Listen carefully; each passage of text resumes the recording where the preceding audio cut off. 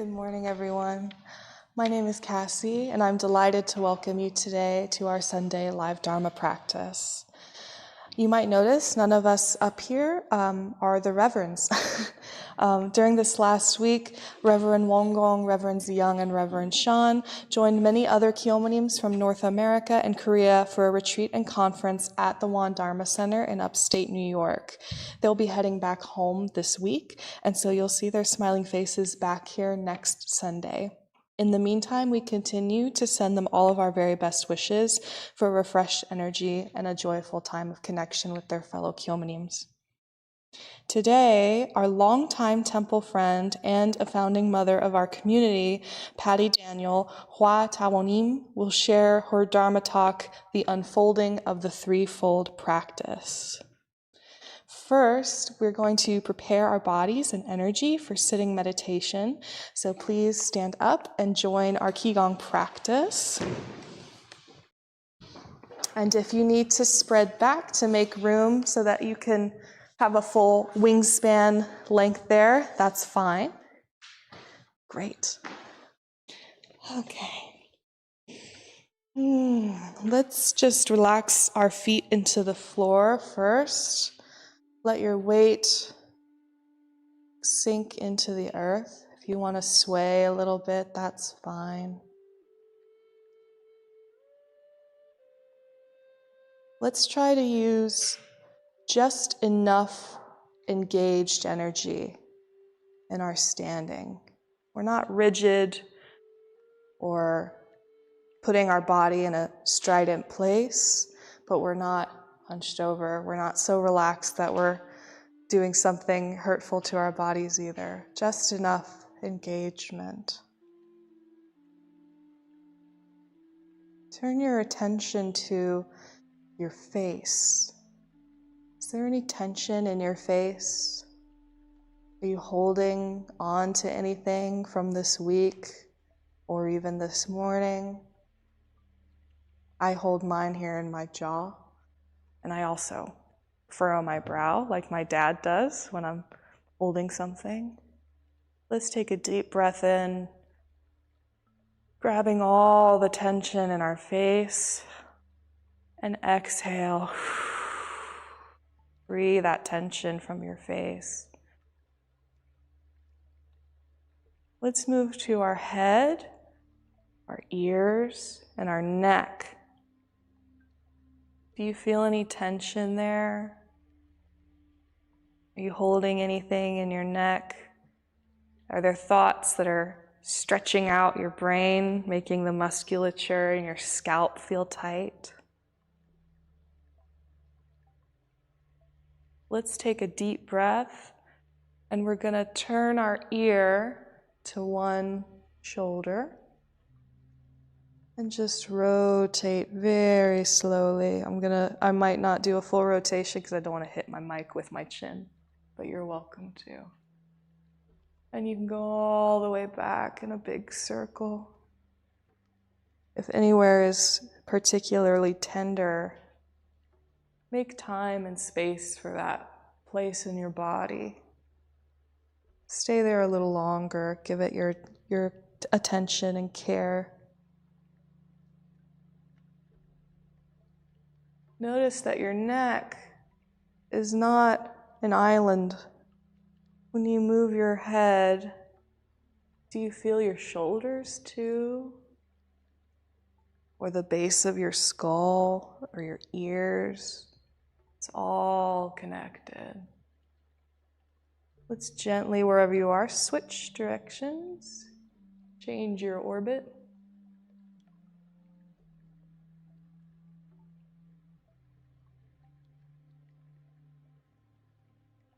And if you got a little snap, crackle, pop, that's cool. I always do. Don't overextend. Remember, just enough engagement. So you're getting a little stretch. You don't want any pain.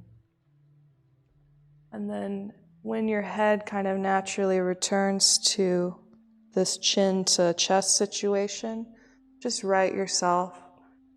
Don't overextend, just so you're upright. Great.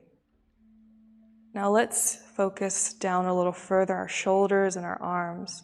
Let's put our hands, if your body feels good in this position, on your shoulders. If not, you can do it out here, or you can even leave it down here. And just notice where your fingertips are, whether they're here or on your shoulders.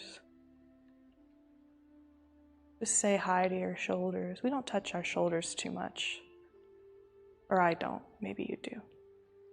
And now let's introduce a little motion. Just bring your shoulders forward and you can roll them back. And the same as our neck, notice where your shoulders are connecting. Do you feel this in your bicep maybe? Your elbows? Maybe right near your spine, right near your shoulder blades. And you can roll bigger as you go. And then when you're ready, we'll switch directions.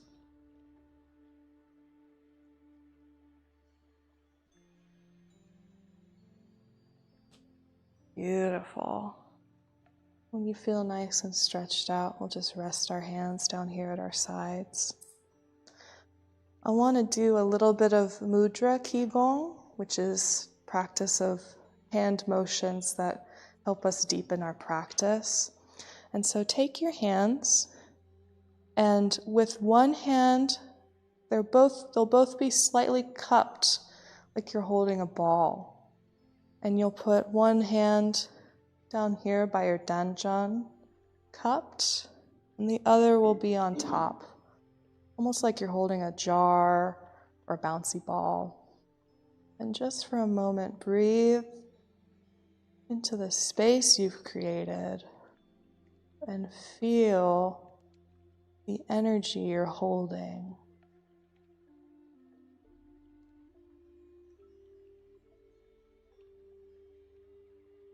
Let's invite some rotation here. So as though you're rotating a ball, kind of change the position of your hand so the upper becomes the lower, down by the danjan.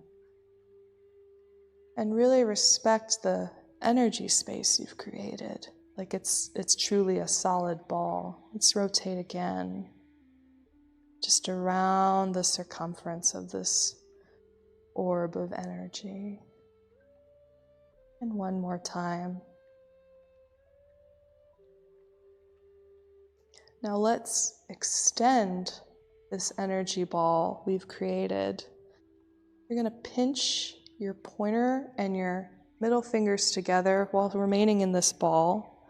They'll be touching. For my friends in the back, it'll look a little like this. And it's like you're pinching the energy, you're compressing it. And now, with this next inhale, stretch your energy.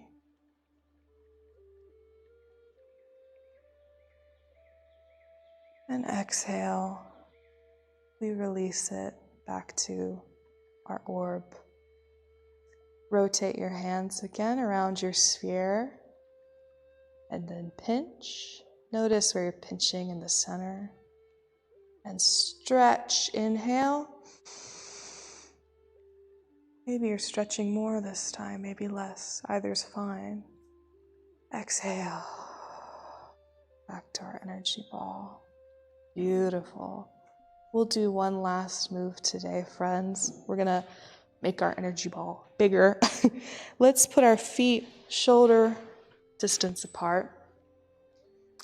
And importantly, make sure you're not arching your back here, that your tailbone is nice and relaxed. If you're shaped like me, embrace your body rolls. Just let it relax into the soles of your feet. And we're going to inhale, move our arms out to the side like we're about to fly away. And exhale, fold at the hips. Don't go down lower than feels welcoming to your body.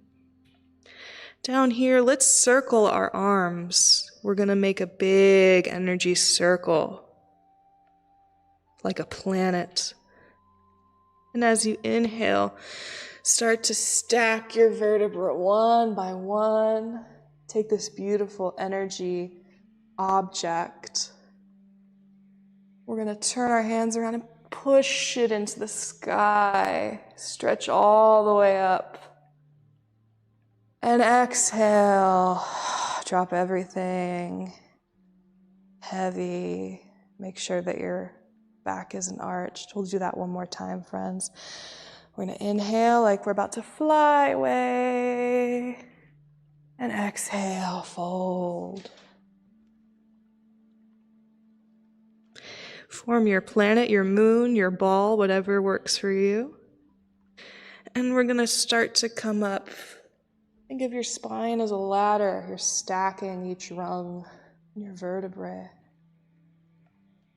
And still inhaling, we're going to push up into the sky, even higher. And exhale, release. Wonderful. Thank you so much, friends. Now let's offer 4 bows to Dharmakaya Buddha, fourfold grace, either standing or sitting. And you're welcome to stand behind your mat so that you can use it as a knee pad if you choose to do full bows.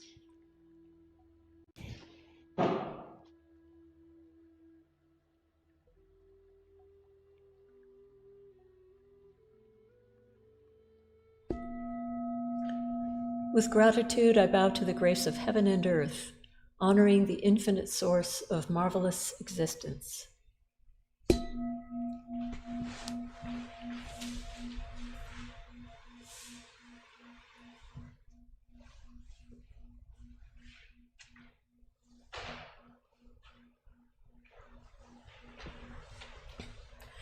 With gratitude, I bow to the grace of parents, ancestors, and everyone who has given me life and nurtured me.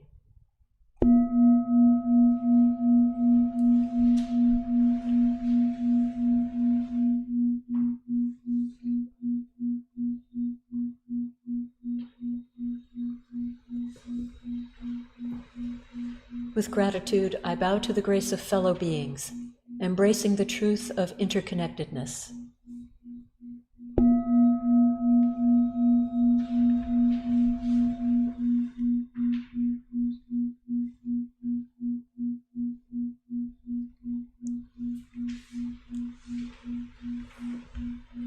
With gratitude, I bow to the grace of laws, which guide us to develop justice and freedom through Dharma and universal principles.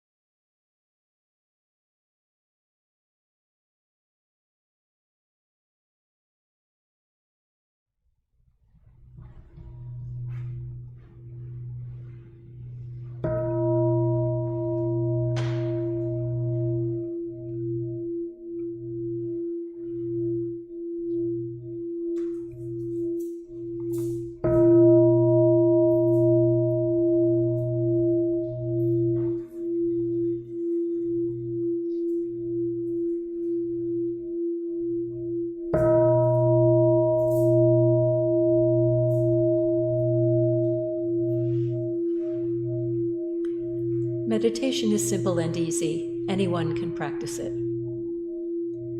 Let's think about what you just experienced doing Qi Gong. The purpose of that at the beginning of our meditation is to prepare our bodies to sit for a while with comfort. So try to remember what it felt like to really balance your head comfortably over your shoulders, to allow your shoulders to be completely relaxed, and to allow your arms to be completely relaxed. Cassie spoke about stacking your vertebrae. See if you can get that feeling sitting as you did when you were standing. Try not to think of yourself as pushing up from your back, but as dangling, perhaps like a puppet on a string. The string is through the top of your head, and the puppeteer is holding you so that you can just dangle without any strain.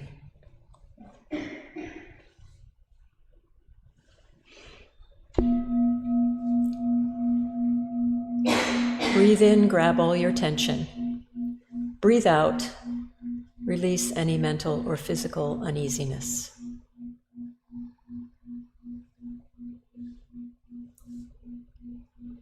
That cycle of breathing will be what you will return to over and over again as you sit for the next 20 minutes.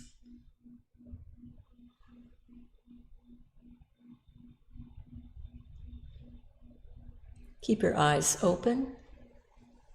Look down softly ahead of you, maybe about 5 or 6 feet, to a point on the floor.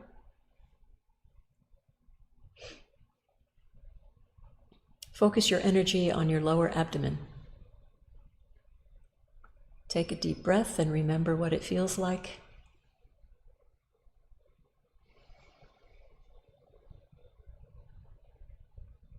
This will be the centering focus of your meditation. Thoughts will come. That is what our brains do. Do not be disturbed by thoughts. Don't react to them or play with them. Just note that they have come and allow them to pass.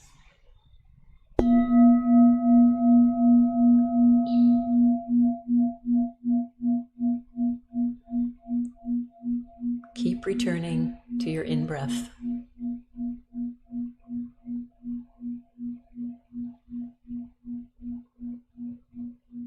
When your mind is calm, concentrated, perfectly focused and at peace, you will rest in the realm of samadhi, deep meditation. May we be here now, deeply aware of our ever calm, ever alert spirit.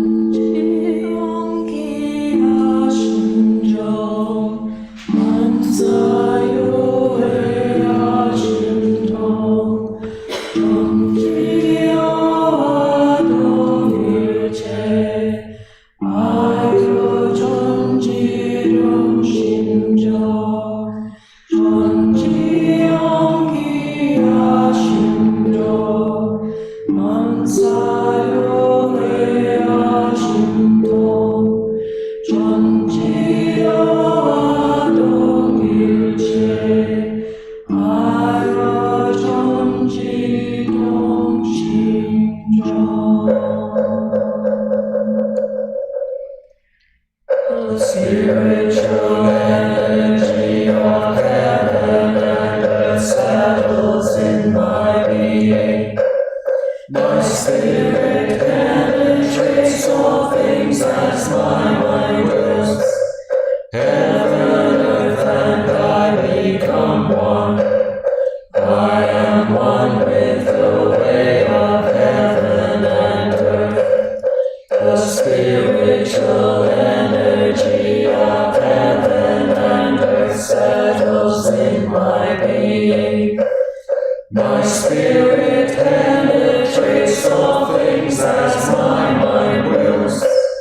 Heaven, earth, and I become one. I am one with the way of heaven and earth. The spiritual energy of heaven and earth settles in my being. My spirit penetrates all things as my mind wills. Heaven, earth, and I become one. I am one with the way of heaven and earth. The spiritual energy of heaven and earth settles in my being. My spirit penetrates all things as my mind wills. Heaven, earth, and I become one. I am one with the way of heaven and earth. The spiritual energy of heaven and earth settles in my being. My spirit penetrates all things as my mind wills. Heaven, earth, and I become one. I am one with the way of heaven and earth.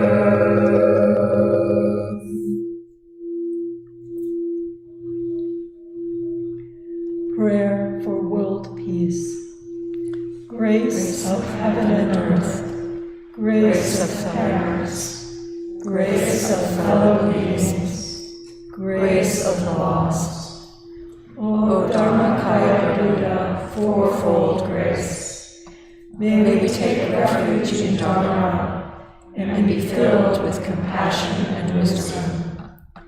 May we transform delusion into wisdom, greed into generosity, resentment into gratitude, discord into harmony, and hatred into compassion. May all nations grow and benefit mutually. May the strong help the weak, and may the weak learn and evolve according to Dharma. May all those who have died from world conflicts and disasters be delivered through all obstacles and be at rest. May there be peace throughout the world, and may all beings enjoy tranquility and happiness, living in their original true nature. This we pray with our whole hearts.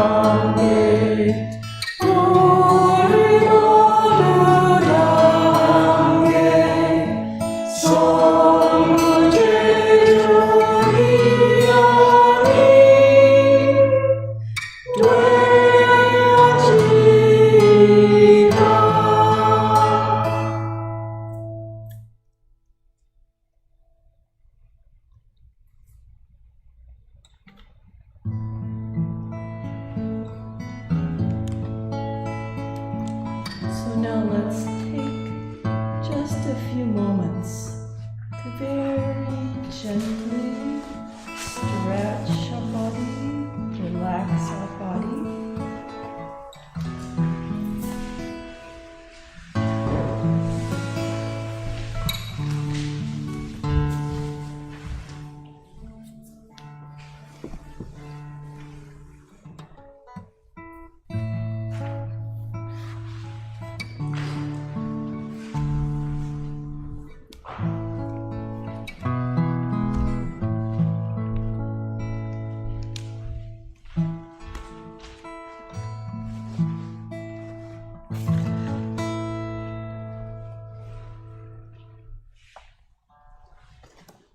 This morning, our longtime temple friend, Patty Daniel, Hua Tawanim, is sharing her Dharma Talk, The Unfolding of the Threefold Practice.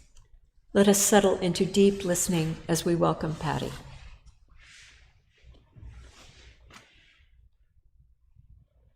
Good morning, everyone. Good morning. My name is Patty. My Dharma name is wontempleNC. And my topic today is one that's a favorite of mine. I've actually given this talk a couple of times before on retreat with Reverend Qi Gong at the One Dharma Center. I particularly love this talk because I think it's such a good explanation or such a good intro to the genius of Master Sotasan. So, let's talk about the threefold practice. In Won Buddhism, it is one of our most fundamental teachings, and it's essentially a distillation and clarification of the Eightfold Path taught by Sakyamuni Buddha. Many of you are no doubt familiar with the Eightfold Path. The 8 parts of the path are commonly translated as follows: right view, right resolve. Oh, and by right, we don't mean here right versus wrong, but right as in proper or appropriate. So right view, right resolve, right speech, right conduct, right livelihood, right effort, right mindfulness, and right concentration. In some Buddhist traditions, there's a 10-fold path, which adds right knowledge and right liberation. I find this terminology a little confusing and difficult to retain and absorb. Master Sotasan, the founding teacher of Won Buddhism, wanted to create a new, modern Buddhism that was more accessible and practical for people living in a secular as opposed to a monastic environment. And therefore, he taught the threefold path. Personally, I find it easier to sort of hang on to, easier to carry around in my head and actually use. The items in the Eightfold Path basically fall into 3 categories anyway.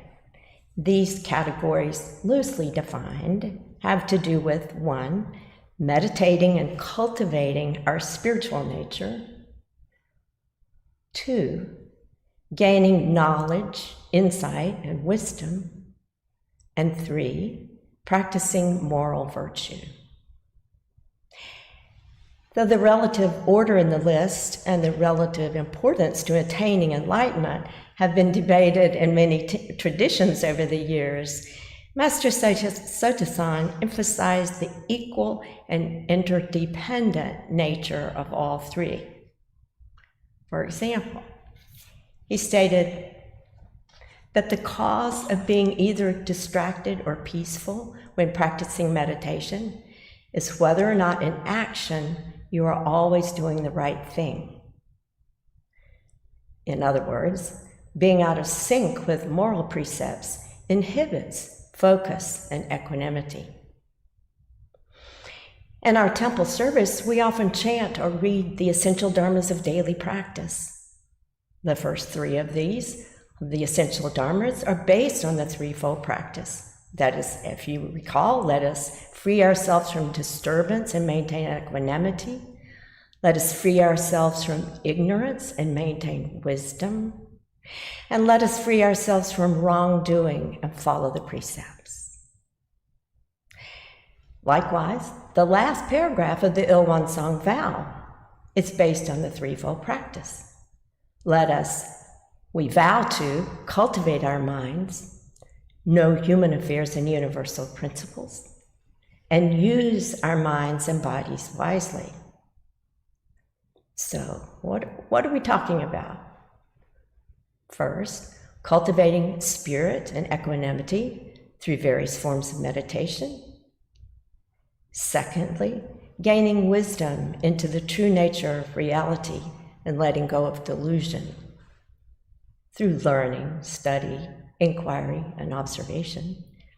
And thirdly, letting go of wrongdoing by following moral precepts. So let's talk about these in a little more detail.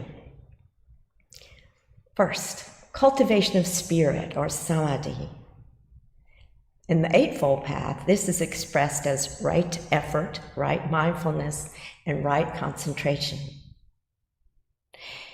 Samadhi is a Sanskrit word that means achieving a state of intense concentration and focus.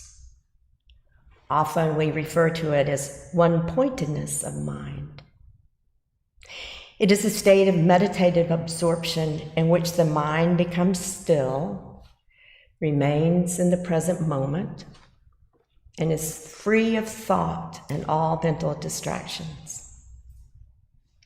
In Won Buddhism, we often use the image of a mind that is clear and round, calm and tranquil, free from discrimination and attachment. This is the state in which we can access our true nature, or our Buddha nature, which we all have, and begin to understand the nature of reality on a more intuitive level rather than a solely intellectual level. But how do we cultivate samadhi? Through meditation in all its forms. Quiet seated meditation, walking meditation, lying down meditation, chanting meditation, yoga, tai chi, and the like. There are, by the way, many obstacles to achieving a meditative state, such as a lack of focus or distracted thoughts or oftentimes sleepiness. But the greatest obstacle of all is inconsistency and the simple failure to make time in one's day to do it on a regular basis. So, cultivation of wisdom. In the Eightfold Path, this is expressed as right understanding and right thought. Won Buddhists often refer to this as inquiry into human affairs and universal principles. Master Sotasan wrote, "This world is constructed through the principles of great and small, being and non-being, and is driven by the affairs of right and wrong, benefit and harm. Therefore, as the world is vast, there are infinite types of principles. As there are many people in the world, there are limitless types of human affairs." There's not enough time to capture these concepts in detail at the moment, but he gave us instructions for understanding and exploring these principles and thereby cultivating our wisdom. We do that by studying, observing, learning about human nature, about right and wrong, about benefit and harm, and about the principles that govern the universe. We study the scriptures, not just of Won Buddhism or traditional Buddhism, but of all philosophies and religions. We do it by lecturing, by conversations, by questioning, by koan contemplation, and by keeping a journal to record our insights and awakenings. Interestingly, Master Sotaesan cautions us to be careful about too much intellectual endeavor. He said, "I urge you not to let yourselves be distracted by so many old, complicated scriptures, but instead diligently practice by making use of simple doctrines and convenient methods. He also said, over time, the scriptures become so complicated that sentient beings lose their self-sufficiency. I particularly think this is very good advice for Westerners, because I think we so often get caught up in kind of complicated ideas and arcane concepts that we kind of lose track of the other two parts of the threefold practice. So let's move on to the last one, the cultivation of morality. This would include right speech, right action, and right livelihood in the Eightfold Path. So let's say we cultivated our concentration and equanimity and finally honed our wisdom. What good would all our mental concentration and learning be if we cannot put them into practice in everyday life? Master Sotasan said, this would be like a tree that has a strong trunk, good branches, leaves, and flowers, but bears no fruit. In Won Buddhism, we call this third cultivation mindful choice in action. And it means that in all our actions, we mindfully choose what is right and beneficial to self and others, rather than be tossed about by our sensory responses and heedlessly reacting without thinking to the situations in which we find ourselves. So how do we cultivate mindful choice? By cultivating heedfulness and by following the precepts. Precepts in almost all religions have a common core of values that includes honesty, the avoidance of killing living beings, the avoidance of stealing, the avoiding intoxicants and sexual misconduct. In some traditions, there are as few as 5, and in others, there are hundreds. In Won Buddhism, we have 10 to start and eventually add 20 more as we progress in our practice.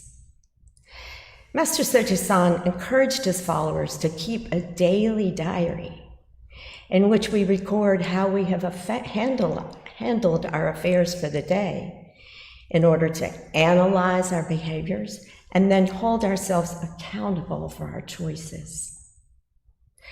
Rather than view precepts as rules or commandments, I prefer to think of them as guides to wholesome behaviors and as stepping stones to happiness. Sometimes Reverend Wanggong likens the threefold practice to a 3-legged stool. If one leg is missing and the stool falls over, we hit the dirt. Just think of it as a useful guide to practice. And the key word here is practice. For example, it does no good to think about meditation or talk about meditation. It only helps to stop what you are otherwise doing and sit down and actually meditate. The threefold practice is all about applying our practice to our daily lives. It requires purpose and dedication. So this is the threefold practice.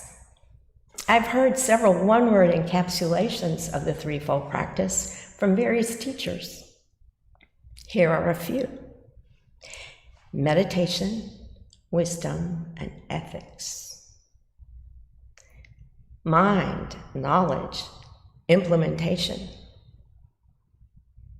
Cultivation, inquiry, choice.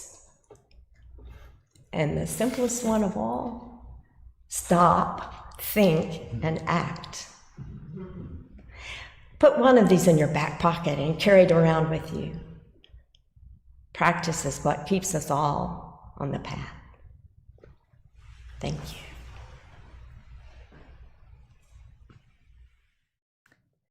Thank you, Patty, for reminding us the fundamentals of the threefold practice and the genius of Master Sotasan in simplifying the traditional eightfold practice and to practice that's much easier to follow, and the instructions are threefold practice.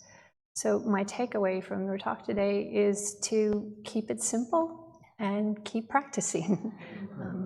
So friends at home, during the next few minutes, if you would like to share your takeaways in the chat regarding Patty's Dharma Talk, or you can sit quietly and contemplate on your reflections.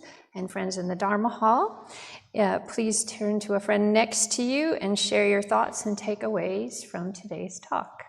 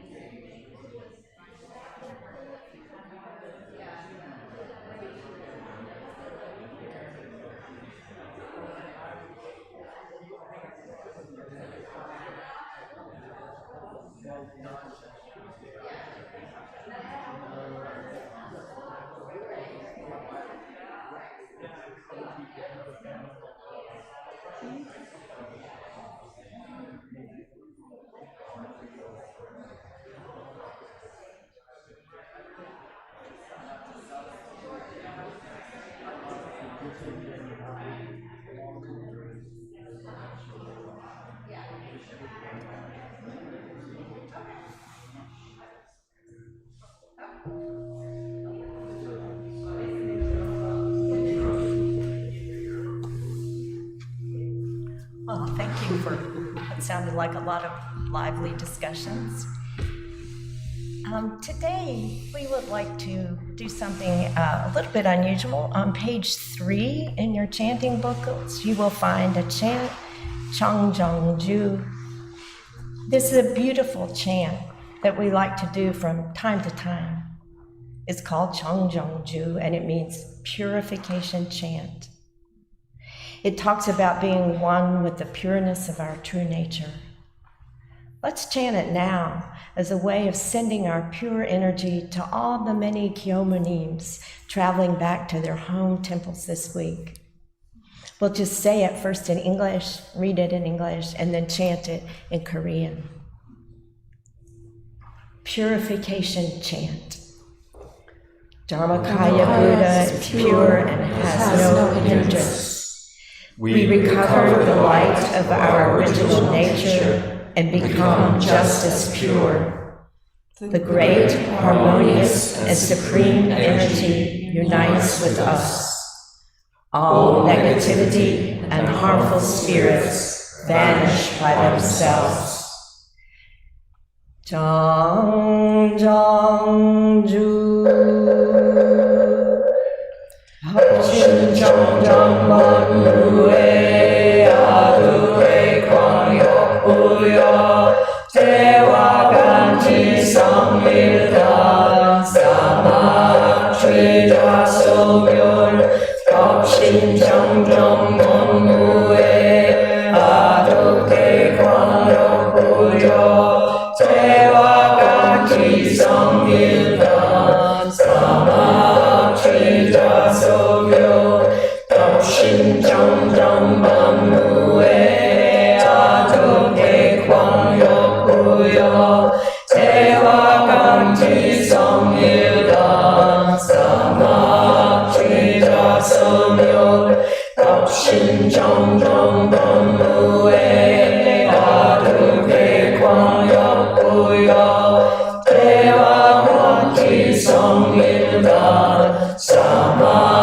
Chui Ja So Yun Shin Chang Zhang Mon Mu E Adu E Kwang Yok Pu Yo Te Wa Gan Chi Sang Il Dan Sama Chui Ja So Yun Shin Chang Zhang Mon Mu E Adu E Kwang Yok Pu Yo Te Wa Gan Chi Sang Il Dan Sama Chui Ja So Yun Shin Chang Zhang Mon Mu E Adu E Kwang Yok Pu Yo Te Wa Gan Chi Sang Il Dan Sama Chui Ja So Yun.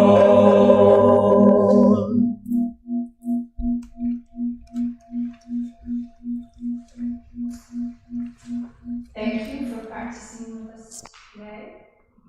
Today at 5 p.m., our sister temple in Raleigh will be hosting an evening meditation.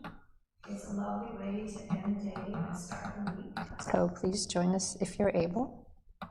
You are always invited to enjoy our meditation garden during the day. The rains this week have really refreshed all the plants, and you can see little frogs near the streams as you walk along. We are always grateful for your generous support to our temple, either as a sustainer, any amount is deeply appreciated, or through your individual donations. On your way out, please notice our offering table. Thank you to those friends who have already shared your kind donations, and many thanks to those who will. Now, let us bless each other with our morning prayer song on page 13.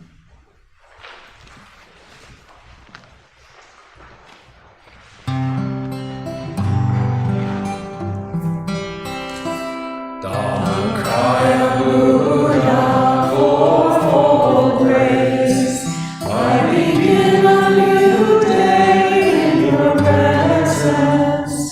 Today full of health and with peace of mind, may I walk along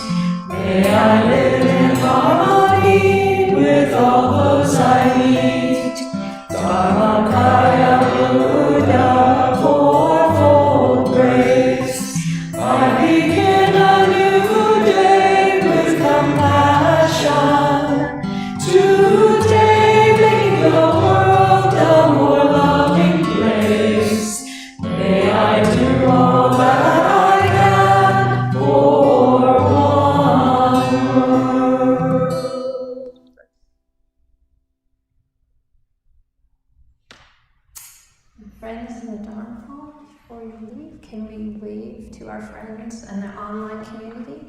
Mr. Sony over there. Hello.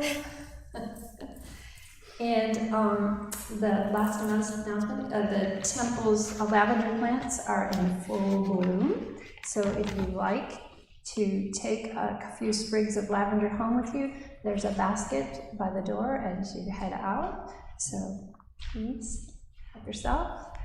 Have a great afternoon. Kamsahamnida. Kamsahamnida. Kamsa.